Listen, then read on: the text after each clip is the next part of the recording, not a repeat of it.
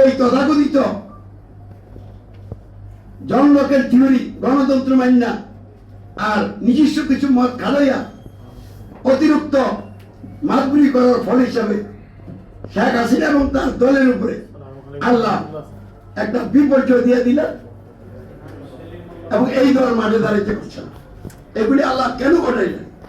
এই জন্য ঘটাইছেন যাতে দেশ এবং জাতির মানুষ এগুলি থেকে শিক্ষা গ্রহণ করে। কি শিক্ষা? যে আমরা বুঝতে পেরেছি আমরা যে আল্লাহর সার্বভৌমত্ব বাদ দিয়া মানুষের সার্বভৌমত্ব, মিথ্যার সার্বভৌমত্ব গ্রহণ করছি, আল্লাহর কোরআন ভিত্তিক সংবিধান গ্রহণ করা ওই সংবিধান দিয়ে সমাজ রাষ্ট্রকর্ম পরিচালনার দায়িত্ব পালন করছি। এই কারণেই আমাদের উপরে বিভিন্ন সময়ে আল্লাহর পক্ষ থেকে আযাব গজবগুলি অবতীর্ণ হয়েছে। বাঁচতে হলে আর তাল বাহানা করা যাবে না, ডাইরেক্ট ফিরে আসতে হবে আল্লাহর সার্বভৌমত্বের দিকে। যেই রব অমান্য করছি